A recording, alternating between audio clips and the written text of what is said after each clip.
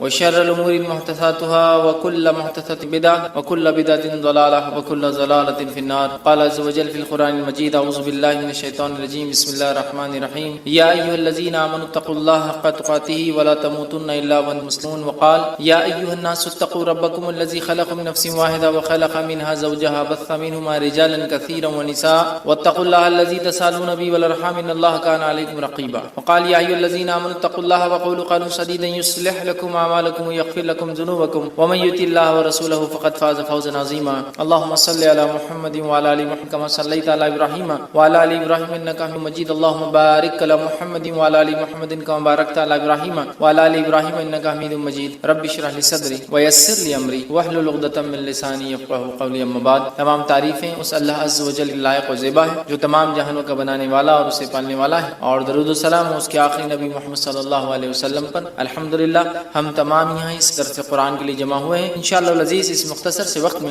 آج میں آپ تمام کے سامنے ایک بڑے ہی اہم موضوع پر روشنی ڈالنے کی کوشش کروں گا، اور آج کا میرا ٹاپک، جو میرا موضوع، میرا عنوان ہوگا انشاءاللہ، وہ ہے قرآن مجید کے بعض صورتوں کے فضائل. قرآن جو کہ اللہ رب العزت کی طرف سے نازل کردہ کتاب ہے، اور ہم تمام لوگ اس پر جو ایمان لاتے ہیں کہ یہ کتاب اللہ کی جانب سے نازل ہوئی، اور ایمان کا یہ تقاضا بھی ہے کہ ہم اس پر ایمان لاتے ہیں، اس کے بعد اس کی تلاوت کرتے ہیں، اس کو پڑھتے ہیں، ایمان لانے کے بعد اس کو سمجھتے ہیں، ٹھیک ہے، اور اس کی باتوں پر عمل کرتے ہیں، اس کو دوسروں تک پہنچاتے ہیں. تو بہرحال اس کی کچھ حقوق بھی ہم پر عائد ہو. لیکن قرآن کے تعلق سے یاد رکھیے، بہت ساری بار یہ بات دیکھی گئی ہے کہ لوگ قرآن کے تعلق سے، اس کے فضائل کے تعلق سے بہت ساری باتیں کہتے ہیں، لیکن بہت ساری مرتبہ وہ باتیں قرآن کے فضائل، فوائد، فائدوں، بینیفٹس کے تعلق سے بولتے ہیں جو سنت سے ثابت ہی نہیں. مطلب قرآن کے اگر فضائل، اس کے فائدے اٹھانا ہے، یا تو قرآن بتائے کہ اس کے کیسے فائدے اٹھائے جائیں، یا تو سنت نبوی میں، مطلب نبی اکرم صلی اللہ علیہ وسلم حدیث میں بیان کریں کہ قرآن کے یہ فضائل. لیکن آج ہم دیکھتے ہیں ہمارے پاس قرآن کے تعلق سے اتنی لا علمی ہے، اس پر ایمان لانے کے بعد جو اس کے حقوق ہیں کہ اس کو پڑھا جائے،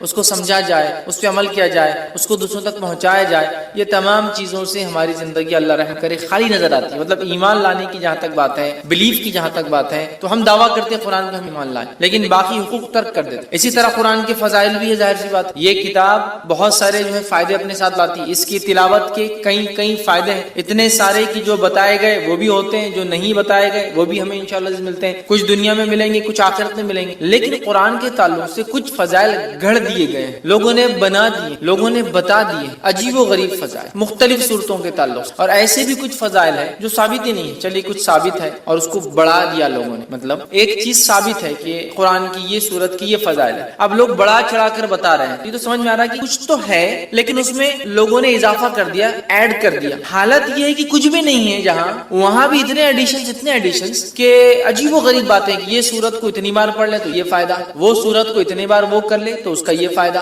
یہ کام اتنی بار کر لے، یا یہ سورت یہ آیت کو پڑھ لے تو فلاں فائدہ، کہ ثابت نہیں. دیکھیے قرآن یقیناً مومنوں کے لیے شفا ہے، جیسے کہ اللہ رب العزت نے خود قرآن میں بیان کیا، وَنُنَزِّلُ مِنَ الْقُرْآنِ مَا هُوَ شِفَاءٌ وَرَحْمَةٌ لِّلْمُؤْمِنِينَ، کہ ہم نے قرآن کو نازل کیا جس کے اندر شفا اور رحمت ہے مومنوں کے لیے. قرآن نے تو خود واضح کر دیا اس میں شفا بھی ہے اور رحمت. لیکن وہ شفا کیسے حاصل کرے اور رحمت کیسے ملے، یہ میں اور آپ تو نہیں طے کر سکتے نا. یہ تو جس نے نازل کیا، جس کا کلام ہے اللہ، وہ بتائے، یا جس پر نازل ہوا محمد رسول اللہ صلی اللہ علیہ وسلم، وہ بتائے. لیکن ہمارے پاس اتنے فضائل مختلف صورتوں کے ہم نے خود ایجاد کر لی. اچھا، یہ عجیب و غریب بات ہے، جس کے فضائل ثابت ہے وہ غائب ہے، جس کے ثابت نہیں ہے وہ ایسے دھڑلے سے چالو، اسی کو انتہا نہیں. آپ کو یہ سوال کر سکتا ہے، بھائی قرآن تو ہے نا، قرآنی آیت تو ہے نا، قرآن کی سورے ہے نا، تو کیا ہوا پڑھ لیے تو، کیا ہوا گنتی طے کر لیے تو، کیا ہوا فکس تعداد بنا لیے تو، کیا ہوا ایک دن فکس کر لیے تو. میرے بھائی، ایک دوا جب ڈاکٹر لکھتا ہے تو وہی بتاتا ہے کہ اس کا استعمال کیسے کیا جائے. میں دوا ہی تو ہے نا، ہے طریقہ بھی بتایا جائے. تو قرآن ہے، یقیناً شفا ہے، رحمت ہے، برکت ہے، مغفرت ہے، دنیا اور آخرتی کامیابی ہے. لیکن یہ کامیابی کے لیے، یہ شفا، یہ رحمت، یہ برکت، یہ مغفرت کے لیے مجھے اور آپ کو اس کتاب کو ویسے ہی فالو کرنا پڑے گا جیسے بتایا گیا. خاص طور سے فضائل کے معاملے میں مسلمان بڑے کمزور نظر آتے ہیں. مانا یہ فضائل کے معاملے میں عمل سب سے زیادہ ہوتا ہے. کمزور کس معنی میں کہ گھڑ لیے گئے ہیں، خود ایجاد کر لیے ہیں، سیلف جو ہم نے بنا لیے ہے کہ بھائی یہ فائدہ ہے قرآن کا. فضائل مطلب فائدہ. تو اب یہ تو یا تو قرآن بتائے میرا یہ فائدہ، یہ تو حدیث. تو بہت ساری قرآنی صورتوں کو ہم لوگوں نے خود بنا لیا ہے کہ اس کے یہ فضائل ہیں، اس کے یہ فوائد ہیں، اس کے یہ بینیفٹس ہیں، اس کے یہ ثمرات ہیں. یاد رکھ، کسی بھی چیز کے فضائل کے لیے یہ ضروری ہے کہ وہ ہمارے دین اور شریعت کا حصہ ہو، ہمیں بتائے گئے ہو. قرآن بھی اگر ہے اور اگر کسی مخصوص تعداد میں آپ وہ صورتوں کو پڑھتے ہیں تو یہ بھی ضروری ہے کہ وہ ہمیں بتایا گیا ہو کہ ان صورتوں کو ایسی مخصوص تعداد میں پڑھنا چاہیے۔ تو آج میں انشاءاللہ عزیز قرآن کی چند صورتوں، بعض صورتوں کو میں نے اس لیے کہا کہ ہر صورت کے فضائل بیان کرنا ممکن بھی نہیں، میں کم بیش وہ فضائل بیان کروں گا جو حدیث میں واضح آتے ہیں، کلیئر کہا گیا، صورتوں کے نام لے کر کہے گئے، جیسا کہ سارے قرآن کے فضائل ہیں، مطلب قرآن مجید کے پڑھنے کے فضائل، وہ تو کچھ بھی بڑھیا فضائل ہیں، لیکن جہاں ہم بولتے ہیں مخصوص صورتوں کے تعلق سے، تو آج میں آپ کے سامنے قرآن مجید کے بعض صورتوں کے انشاءاللہ فضائل رکھوں گا، اور انشاءاللہ العزیز اللہ تعالیٰ نے موقع دیا تو میں قرآن مجید کی بعض صورتوں کے نہیں، بعض آیتوں کے اور بعض الفاظ کے فائدے بھی اور فضائل بھی انشاءاللہ کبھی آئندہ وقت رکھ۔ تو آج صورتوں کے چیپٹرز کے سوروں کے فضائل دیکھیں گے، پھر کبھی موقع رہا تو اس کی خاص آیتوں کے اور خاص الفاظ کے جو حدیث میں آتے ہیں وہ فضائل بھی کبھی، ٹھیک ہے؟ تو بعض صورتوں کے، کیونکہ ہر کسی کی فضیلت آتی بھی نہیں، اچھا کچھ فضائل آتے ہیں لیکن وہ ضعیف ہے، موضوع ہے، مطلب ایسی حدیثیں ہیں جو نبی اکرم صلی اللہ علیہ وسلم سے ثابت نہیں، یا تو ان میں کوئی کمزوری ہے، ویکنس ہے، یا تو موضوع ہے، من گڑت ہے، لوگوں نے خود بنا کے ڈال دیا کہ اللہ کے رسول صلی اللہ علیہ وسلم یہ فرمایا۔ ظاہر سی بات ہے ہم ضعیف اور موضوع روایتوں کو یہاں نہیں لے سکتے، لہٰذا میں وہ باتیں آپ کے سامنے رکھوں گا جو صحیح اور حسن درجے کی روایتوں سے ثابت ہے، تاکہ ہمیں قرآن مجید بعض صورت فضائل اگر پتہ چلے تو ہم ان صورتوں کو پڑھ کر تلاوت کر کے انشاءاللہ ان سے بینیفٹس اٹھا سکتے ہیں۔ میں بہت سرسری طور سے کچھ صورتیں ایسی جن کی بہت لمبے لمبے فضائل، جیسے کہ سورۃ فاتحہ بہت لمبے لمبے، سورۃ الملک، اسی طرح سورہ اخلاص، سورہ فلق، سورہ ناس، بہت طویل ان کے بینیفٹس آتے، فضائل آتے ہیں، لیکن یقیناً اتنا وقت نہیں ہے کہ میں تمام کے لوں۔ یقیناً صورتوں کی تفسیر میں نے سورہ فاتحہ کی تفسیر رکھی تو اس کے سارے فضائل ماشاءاللہ اس میں رکھے۔ آج میں مختصر چنندہ اہم فضائل کو، اگر ایک صورت ہے جیسے سورۃ الکہف کئی فضائل آتے ہیں تو ظاہر سے پورے نہیں رکھوں گا، ان میں سے کچھ، تاکہ ہم زیادہ سے زیادہ صورتوں کے آج فضائل دیکھنے کی کوشش کریں کہ ان صورتوں کے کیا فضائل آتے ہیں، خود قرآن نے کیا بیان، اور کچھ فضائل احادیث میں آتے ہیں انشاءاللہ وہ میں آپ کے سامنے رکھنے کی کوشش کروں۔ آئیے سب سے پہلے ہم دیکھتے ہیں سورۃ الفاتحہ، ترتیب میں جائیں گے انشاءاللہ، لیکن ترتیب میں جب ایک حدیث میں کئی صورتوں کے فضائل اگر آئیں گے تو میں پھر اس کو وہیں رکھ دوں گا، وہ صورت کو ہم بعد میں نہیں دیکھیں گے، ٹھیک؟ ورنہ کوشش کریں گے کہ ہم سیکوینشلی جائے سورۃ الفاتحہ سے۔ تو سب سے پہلے سورت قرآن کی سورۃ الفاتحہ ہے، اور سورہ فاتحہ کی یاد رکھیے بہت بہت بہت فضیلت ہے، اتنی فضیلت ہے کہ جس کی کوئی انتہا نہیں۔ اس سورت کے نام ہی ہمیں بتا دیں گے کہ اس کی فضیلت کتنی، ٹھیک ہے؟ اس سورت کے ناموں سے ایک نام ہے ام القرآن، قرآن کی ماں، ایک نام ہے سبع مثانی، 7 بار بار پڑھی جانے والی آیت ہے، ایک نام ہے قرآن عظیم، مطلب خود سورہ فاتحہ کو بڑا قرآن کہا گیا ہے، اس کا ایک نام ہے سورہ الحمد، اسی طرح سورۃ الشکر، سورہ الدعاء، سورہ الشافیہ، سورہ الکافیہ، سورہ کنز، شفا والی، کافی ہو جانے والی، خزانہ، ٹھیک ہے، دعا، تعریف، الحمد، کئی نام اس کے آتے ہیں، ان کے نام ہی خود بتاتے ہیں اس سورت کے کتنے سارے فضائل۔ اور فاتحہ اس لیے کہا جاتا ہے کہ اس سے قرآن شروع ہوتا ہے، فاتحہ افتتاح سے لفظ آتا ہے، اس کا مطلب فتح مطلب کھلنا، اوپننگ، چونکہ قرآن اس سے کھلتا ہے اسی لیے اس کو سورہ فاتحہ کہا جاتا ہے، قرآن اس سے شروع ہوتا ہے۔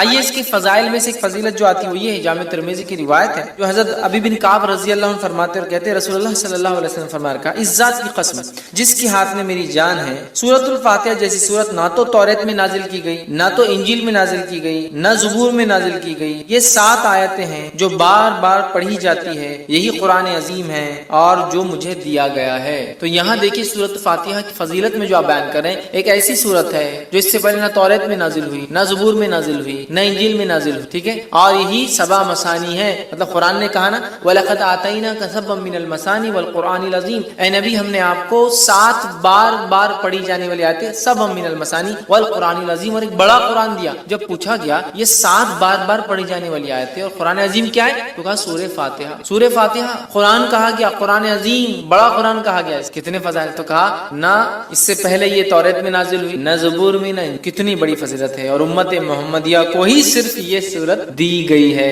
اس سے پہلے نہیں دی گئی۔ کتنے فضائل ہیں سورت کے، اس سے میں سمجھتا ہوں ہم اندازہ لگا سکتے ہیں۔ اسی طرح جو ہے تمام جسمانی جو ہے عوارض کے لیے سورہ فاتحہ پڑھ کر دم کرنا شفا کا باعث، تمام جسمانی کوئی تکلیف انسان سورۃ الفاتحہ کو پڑھ کر دم کیا جا سکتا ہے۔ اس کے تعلق سے بخاری کی روایت ہے، ابو سعید خدری رضی اللہ عنہ فرماتے ہیں اور کہتے ہیں کہ ہم لوگ جو ہے سفر میں تھے اور ایک جگہ جو ہے پڑاؤ ڈالا تو ایک لڑکی آئی اور کہنے لگی اس قبیلے کے سرداروں کو بچھو نے جو ہے کاٹ لیا ہے، کیا آپ میں سے کوئی ہے جو اس کو جھاڑ پھونک کرے گا، بچھو کے زہر کو اتارے گا؟ پڑھنے سے، رقیہ کرنے سے، کسی چیز کو دم کرنے سے بچھو کا زہر کیسے اترتا ہے؟ کوئی آدمی سوچ سکتا نا؟ اور حدیث میں آتا ہے کہ بچھو کا زہر سورہ فاتحہ سے اتارا گیا، کہ پہلے میں حدیث رکھتا ہوں پھر اس کی تفصیلات سمجھاتا ہوں۔ تو کوئی ہے جو اس کا علاج کر دے، کوئی دم پھونک کرنے والا ہے، ایک آدمی جو ہے اس کے ساتھ جو ہے چل دیا، مطلب صحابہ میں سے ایک آدمی ان کے ساتھ جو چل دیا، حالانکہ اس نے کبھی نہیں اس کے بارے میں سنا تھا کہ یہ دم کرتا ہے، ٹھیک ہے؟ جب دم کرنے کرنے والا پلٹ کر واپس آیا تو اس سے پوچھا گیا کہ تم دم کرنا جانتے بھی ہو؟ دم سمجھتے ہیں؟ پڑھ کر ایسا پھونکنا کہ تھوڑا تھوک اڑے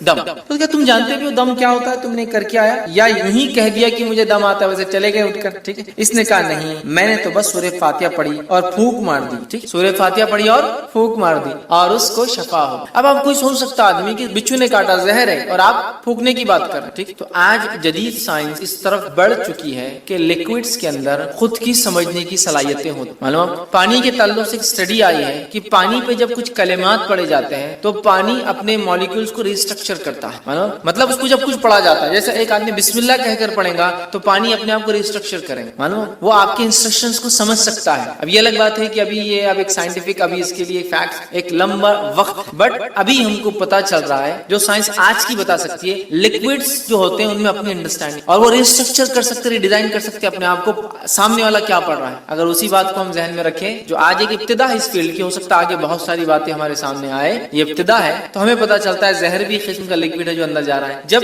اللہ کا کلام پڑھ کے انسٹرکشنز مل رہے ہیں تو وہ ایکٹ کرتا ہے، ریئیکٹ کرتا ہے، ریسٹرکچر کر سکتا ہے اپنے آپ. جو زہر ہے وہ شفا میں بھی تبدیل ہو سکتا ہے. واللہ عالم، یہ تو ابھی ابتدا ہے. آگے آگے دیکھیے جو ہے سائنس دنیا کیا کیا ثابت کرتی ہے جو اسلام نے پہلے ہی بتا دی ہے نا. آج بہت ساری تھراپی جس میں صرف پھونکا جاتا ہے اور سہلایا جاتا ہے. دیکھا آپ مساج خالی پھونکتے ہیں اور ایسا ایسے ملتے ہیں، صرف مساج نہیں، صرف ملے، سر پہ ہاتھ پھیریں، باڈی پہ ہاتھ پھیریں گے اور بولتے ہیں اس سے علاج.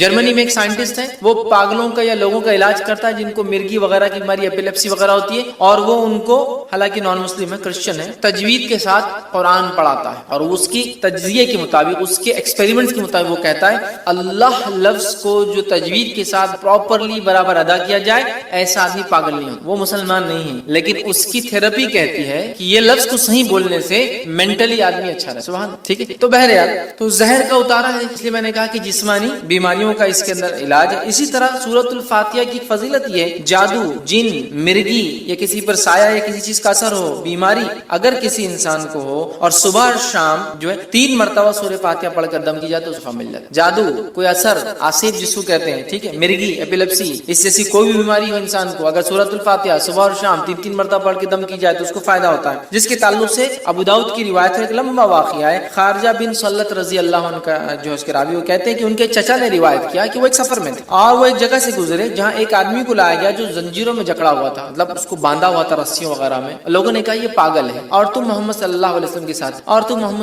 کے ساتھ رہے ہو، کچھ ایسا پڑھو کہ اس انسان کو شفا ہو جائے. صحابہ اس کو صبح اور شام 3 مرتبہ سورہ فاتحہ پڑھتے اور اس پر دم کرتے، تھک لگا تھک کرتے، اور وہ کہتے تھوڑے دن یہ کیا اور اس کے بعد وہ آدمی ایسا فریش ہو گیا جیسے کہ غلام تھا، آزاد کر دیا، ایک دم اچھا ہو گیا، شفایاب ہو گیا. ٹھیک ہے، اور جو ہے روایت بہرحال لمبی اور بھی بہت ساری باتیں، اس میں ہم کو جو فضائل لینا تھا وہ یہ تھے کہ اس کے پڑھنے سے ذہنی بیماری، پاگل پن، مرگی، جن، سایہ، جو بھی بہرحال بولتے لوگ، نظر بد، سب کا علاج الحمدللہ اس سورت. ٹھیک ہے، آئیے دوسرے سورۃ البقرہ. سورۃ البقرہ کی کیا فضیلت ہے اس کے تعلق سے میں سمجھتا ہوں بہت زیادہ بتانے کی ضرورت نہیں. یہ بڑی مشہور اور معروف سورت ہے، قرآن کی سب سے بڑی سورت ہے. حدیث کے اندر اس کی فضیلت میں جو آتا ہے، جامع ترمذی کی روایت ہے، نبی اکرم صلی اللہ علیہ وسلم کا جس گھر میں سورۃ البقرہ تلاوت ہوتی ہے اس گھر میں شیطان داخل نہیں ہوتا ہے. میں یقیناً حدیث کے کمپلیٹ ورڈنگز نہیں رکھوں گا کیونکہ ہمیں کافی صورتوں کی فضیلت دیکھنا ہے، بس سرسری طور سے بیان کرتا جاؤں گا، کوئی دیکھنا چاہے تو تفصیلات دیکھتا ہے. تو جامع ترمذی کی روایت ہے، نبی اکرم صلی اللہ علیہ وسلم فرمایا اور کہا کہ جس گھر میں سورۃ البقرہ پڑھی جاتی ہے اس گھر میں شیطان داخل نہیں ہوتا ہے، یاد رکھیں. اسی طرح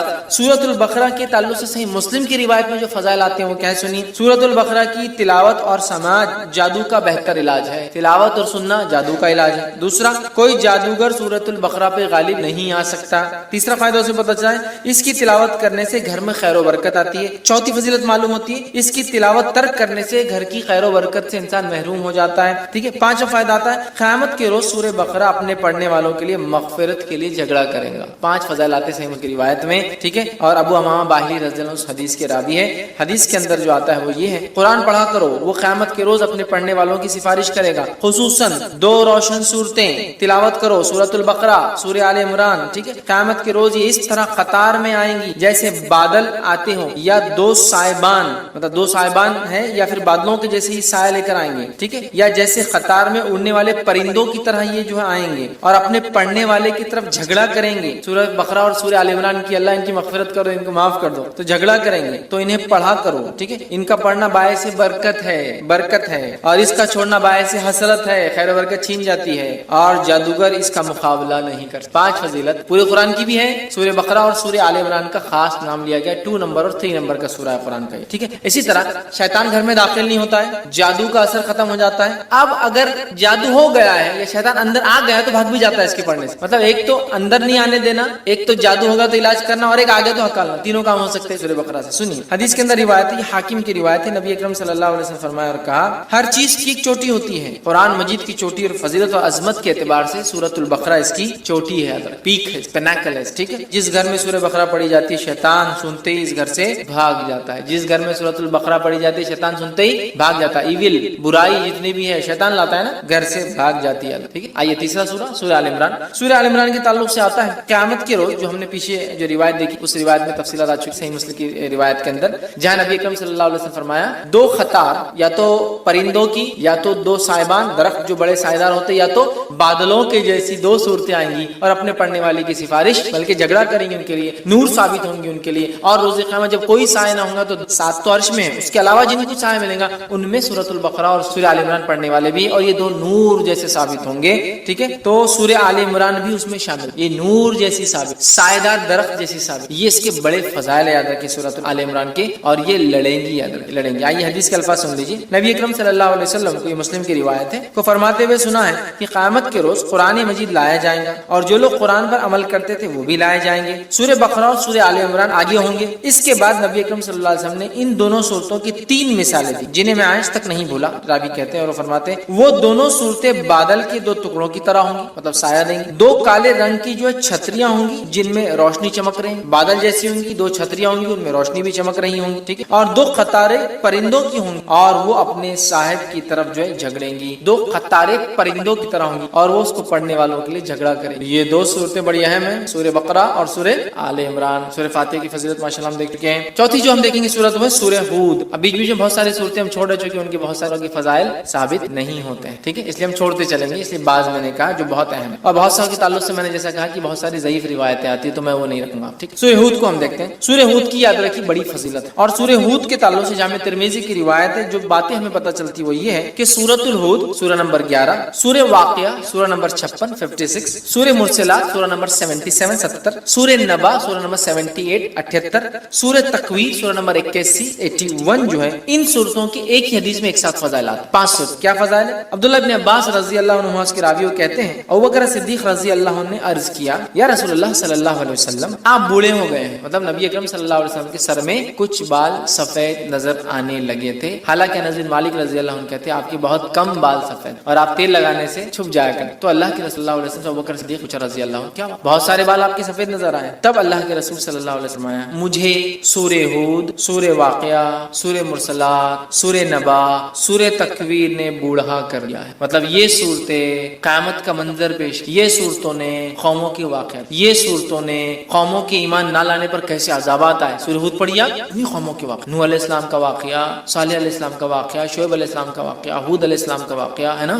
تو ان واقعات نے, ان قصوں نے, ان باتوں نے, جو واقعات یہاں ہوئے ہیں, جو قوموں کے ساتھ سلوک ہوا ہے, میری قوم بھی ایمان نہیں لا رہی, ان کے ساتھ بھی یہ ہو سکتا ہے نا میرے بعد کے لوگ. تو اللہ کے رسول صلی اللہ علیہ وسلم یہ صورتیں نازل, تو آپ غور کر فکر کر سوچنے کی بنیاد پر آپ کے بال جو ہے سفید ہونے لگے. لیکن اس سے ایک بات جو پتہ چلی یہ ہے, یہ وہ صورتیں ہیں جن کے پڑھنے سے آخرت کی فکر پیدا ہوتی ہے. اس کی فضیلت آخرت کی فکر اور ایکسٹرا آرڈنری فکر کرنے سے آدمی بوڑھا ہونا شروع. بولتے ہیں لوگ ارے وقت سے پہلے بال سفید ہو, کیا فکر ہے؟ تو بولتے آخرت, اور آخرت بڑی اہم سے یاد. تو 5 صورتیں اس میں آ گئی. اسی طرح جو ہے سورہ بنی اسرائیل دیکھیں, سورہ نمبر 17. سورہ بنی اسرائیل کے تعلق سے یاد رکھیے یہ بڑی اہم صورت ہے, اور نبی اکرم صلی اللہ علیہ وسلم کے تعلق سے جامع ترمذی کی روایت ہے. یوں آتا ہے عائشہ رضی اللہ عنہا فرماتی اور کہتی ہے نبی اکرم صلی اللہ علیہ وسلم اس وقت تک نہیں سوتے تھے جب تک سورہ بنی اسرائیل اور سورہ الزمر, سورہ زمر, سورہ بنی اسرائیل سورہ نمبر 17, سورہ الزمر سورہ نمبر 39 39, سورہ الزمر کی تلاوت نہیں کر لیتے تھے. نبی اکرم صلی اللہ علیہ وسلم نہیں سوتے جب تک کہ 2 صورتوں کی تلاوت نہ کرتے,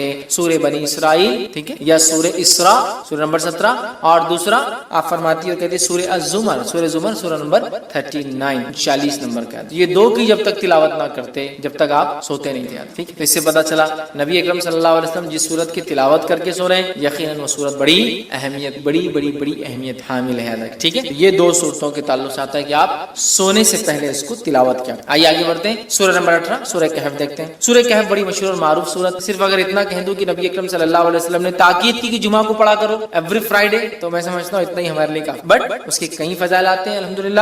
سورہ نمبر 18 سورہ کہف کی جو فضیلت آتی ہے وہ یہ ہے، جو شخص اس کی ابتدائی 10 آیتوں کو حفظ کر لیں گا اور تلاوت کریں گا، دجال کے فتنے سے محفوظ رہیں، دجال کے فتنے سے محفوظ رہیں۔ اور سورۃ الکہف کی ابتدا میں نوجوانوں کا واقعہ آتا ہے جو اپنے وقت کے بادشاہ کے فتنے سے محفوظ رہے، جس نے اپنے آپ کو معبود رب گاڈ ڈکلیئر کیا۔ پورا واقعہ نا اصحاب کہف، دا پیپل آف دا کیو، غار والے لوگ ہیں نا، پورا واقعہ اسی سے لفظ سورت کا نام بھی کہف۔ سورہ نمبر 18 جو اس کی 10 آیتوں کا حفظ کر لیں گا اور اس کی تلاوت کریں گا، فتنہ دجال سے بچ جائیں گا۔ اور آپ کو پتا ہے فتنہ دجال کیا ہے؟ فتنہ دجال وہ فتنہ ہے جس کے تعلق حدیث میں آتا ہے کہ آدم علیہ الصلوۃ والسلام اور نوح علیہ الصلوۃ والسلام نے اپنی قوم کو اس سے ڈرایا، حالانکہ ان کے زمانے میں آنے والا نہیں تھا، آخری نبی کے آئے تک نہیں آنے والا تھا، ہے نا، اور آخری نبی کے دور میں بھی نہیں آنے والا تھا، کہ امتیوں میں آنے والا تھا، اور وہ بھی ہر امتی پہ نہیں آنے والا تھا، جو زمانے کے آخر وقت میں رہے، جو ایمان کے اعتبار سے بڑے کمزور ہوں گے، تو ان میں جو مضبوط ہوں گے وہ بچ جائیں گے، ٹیسٹ ہوگا ایک طرح سے امتحان۔ تو فتنہ دجال کا فتنہ وہ فتنہ ہے کہ آدم علیہ السلام، نوح علیہ السلام نے، اور حدیث میں آتا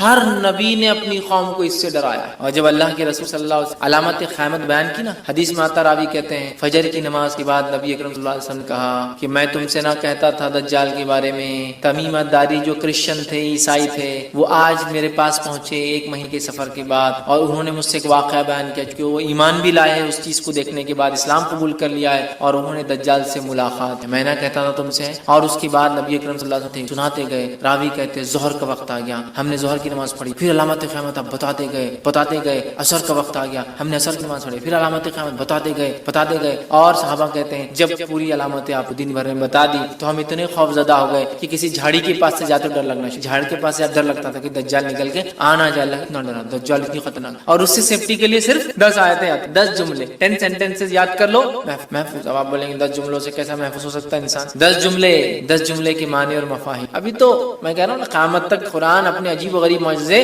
دکھاتا رہے گا۔ قرآن دیکھ، ہر نبی کو اللہ نے قوم کے پاس بھیجا، قوم ایمان بغیر معجزے کے نہیں لائی، میراکل کے، تو اللہ تعالیٰ نے اب چونکہ نبی نہیں بھیجیں گا تو ایک ایسا معجزہ میراکل قرآن بھیج دیا جو ہر دور میں اپنے آپ کو معجزہ ثابت کر کے رہے گا، ہر ایج میں ثابت کرے گا۔ نبی اکرم صلی اللہ علیہ وسلم کے زمانے میں عربی اور لغت کا ایج تھا، شاعری کا ایج تھا، قرآن نے ثابت۔ اس کے بعد کے زمانوں میں فلسفوں کو لوگوں نے آگے کیا، قرآن نے ثابت۔ آج سائنس اور ٹیکنالوجی قرآن ثابت کرتا ہے، کل کوئی اور دور ہوگا قرآن وہاں بھی اپنے آپ۔ اس کی 10 آیتیں سورۃ الکہف کی، صحیح مسلم کی روایت ہے، ابو درداء رضی اللہ عنہ فرماتے ہیں، کہتے ہیں رسول اکرم صلی اللہ علیہ وسلم فرمایا جس نے سورہ کہف کی پہلی 10 آیتیں یاد کر لی وہ فتنہ دجال سے محفوظ کر لیا گیا۔ یاد کرو، سمجھو اس کو، اس کے معنی مفہوم پہ غور کرو، فتنہ دجال سے انشاءاللہ ہم بچ جائیں، ٹھیک ہے۔ اسی طرح جو ہے سورہ کہف کی آخری 10 آیتیں تلاوت کرنے والا فتنہ دجال سے محفوظ رہیں گے۔ پہلی 10 آیتیں یاد کرنے والا، آخری 10 آیتیں تلاوت کرنے والا محفوظ رہیں۔ یاد بھی کر لے، یاد کرنا ہے تو مسئلہ نہیں۔ اور کچھ علماء لکھتے ہیں ہو سکتا ہے دونوں سے فائدہ، واللہ عالم، چونکہ طبرانی کی روایت میں الفاظ اس طرح سے، ابو سعید خدری رضی اللہ عنہ راوی کہتے ہیں رسول اللہ صلی اللہ علیہ وسلم فرمایا جس نے سورۃ الکہف کو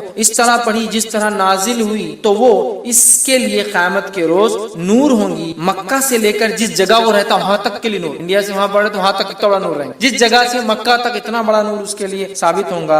اور جس نے سورہ کہف کی آخری 10 آیتیں پڑھی فتنہ دجال سے اس سے کوئی نقصان نہیں پہنچے گا۔ 10 آیتیں یاد کر لی تو بھی بچ گیا، آخری 10 آیتیں پڑھ لی تو بھی گیا، ٹھیک۔ اور میں بھی ہو سکتا دونوں بھی اس کا معنی ہو کہ پہلی بھی پڑھ لے 10 بعد بھی پڑھ لے، انشاءاللہ انسان محفوظ۔ اسی طرح جمعہ کی روز سورہ کہف کی تلاوت کرنے والے کے لیے 2 جمعوں کے درمیان ایک روشن نور ہوتا ہے، 2 جمعے کے درمیان روشن نور ہوتا ہے، یہ حاکم اور بیہقی کی روایت ہے۔ اسی طرح جو ہے سورہ کہف کے بعد سورہ فتح یہ قرآن کی 48 نمبر کی سورۃ 48، ٹھیک ہے۔ سورہ فتح کے تعلق سے جو ہے آپ صلی اللہ علیہ وسلم فرمایا اور کہا کہ دنیا وما فیہا، کہ ہر نعمت سے زیادہ یہ سورت مجھے، دنیا اور اس میں جو کچھ ہے اس سے زیادہ مجھے یہ سورت محبوب ہے، پسندیدہ ہے، میں اس چاہتا ہوں۔ کیوں؟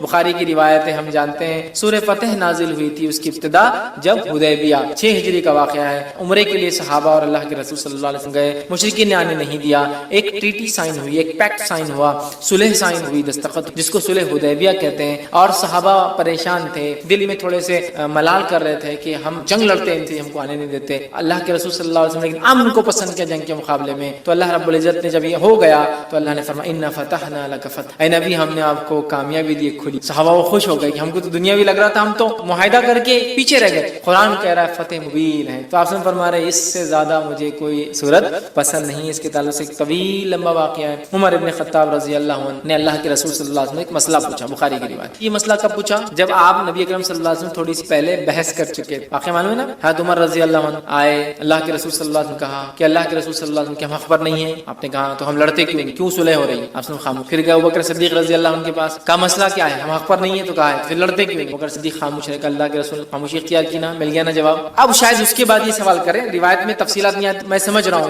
اس کی طرف۔ حضرت عمر نے مسئلے کا سوال، آپ نے جواب، پھر پوچھا، آپ نے جواب دیا، پھر پوچھا، 3 بار پوچھا، آپ خاموش۔ اب حضرت عمر رضی اللہ عنہ آگے نکل گئے خاص، اور دل میں سوچ رہے ہیں کیوں میں نے 3 بار سوال، اگر اللہ کے رسول اللہ صلی اللہ علیہ وسلم ناراض ہو تو اللہ کو قرآن کی آیت ہی اتار دیں گے، اب میرے کچھ نہ کچھ مصیبت آتی ہے، مطلب کہیں میرا تذکرہ نہ آ جائے، قرآن اتر جائیں گا اور میرا کنڈیمنیشن یا میرے بارے میں کچھ نہ کچھ آ جائے گا، اور یہ ٹھیک بہت پریشان، بہت دل میں پریشان ہونے لگے، اور آگے چلے گئے کہ 3 بار پوچھنا، 1 بار پوچھا ٹھیک تھا نا، کیوں میں نے سیکنڈ اور تھرڈ ٹائم کیا؟ اننیسیسری تھا، نہیں بولنا چاہیے تھا، نہیں پوچھنا چاہیے تھا، آپ سب پتہ نہیں کیا کیفیت میں تھے، کیا حالت تھی، اب میرے پہ خواہ ہوتا جاتا۔ اب اتنی دیر میں اللہ کے رسول صلی اللہ علیہ وسلم نے کہا عمر کا ہے، یہ تو آگے چلے گئے، ایک صحابی کا دیکھو جا کے عمر، وہ آگے گئے اور چلائے عمر تمہیں اللہ کے رسول صلی اللہ علیہ وسلم بلا رہے۔ حضرت عمر گھبرا گئے، کہا اب تو بھی ہو گیا، کوئی آیت اتر گئی میرے خلاف، چونکہ میں نے اننیسری ڈسٹرب کر، نبی نے ایک بار جواب نہیں دیا، خاموش رہ جانا تھا، دوسری بار پھر خاموش رہ جانا تھا، 3 بار وہ گئے۔ تب نبی اکرم صلی اللہ علیہ وسلم نے پوچھا، جبکہ وہ ڈرتے ہوئے جا رہے تھے کہ میرے بارے میں کچھ نہ اتر گیا ہو، آپ نے فرمایا میرے لیے کوئی قرآن تو نہیں نازل ہو گیا؟ تو آپ نے فرمایا آج رات مجھ پر ایک سورت نازل گئی ہے جو مجھے ہر اس چیز سے محبوب ہے جس پر سورج طلوع ہوتا ہے، مطلب سورج جس پر نکلتا ہے، اِنَّا فَتَحْنَا لَكَ فَتْحًا مُبِينًا، اسے بخاری نے روایت کیا، مطلب سورہ فتح نازل، ہاں یہ سورت مجھے سب سے زیادہ محبوب، چونکہ ظاہری اعتبار سے ناکامی نظر آ رہی تھی لیکن اللہ ہی جانتا تھا یہ بڑی کامیابی۔ کیسا؟ صلح حدیبیہ کے بعد اسلام جو ہے پورے عالم میں پھیلنا، اور آنے والے 3 سے 4 سالوں میں کئی ممالک ایمان اسلام، کیونکہ اب امن سائن ہو گیا، اب خطوط جانے لگے اور مبلغین جانے لگے، اور بہت سارے لوگ سمجھ گئے کہ قریش نے معاہدہ کرا، مطلب جھک گئے ہے نا۔ قریش کہتے ہیں سب سے بڑی مچھلی کو سمندر، جس کو کسی دوسرے پانی کے جانور سے خطرہ نہیں ہوتا، اور یہ جب چاہے کسی کو بھی نگل سکتے، کہتے قریش جب سب سے بڑی مچھلی نے معاہدہ کر دیا تو واقعی کا کیا سمندر میں، سمجھتے نا۔ قریش کا معاہدہ آٹومیٹک سگنل تھا کہ اب محمد صلی اللہ علیہ وسلم ان کے ساتھی کوئی معمولی لوگ نہیں رہے، ایک زمانے میں جن کو مسئلہ اور کچلا اور قتل کیا گیا، اب یہ وہ لوگ ہیں جن کی عزت اور اکرام کرنا ہماری مجبوری۔ حدیبیہ سائن منٹ بہرحال، تو آپ نے کہا مجھے پسند، اسی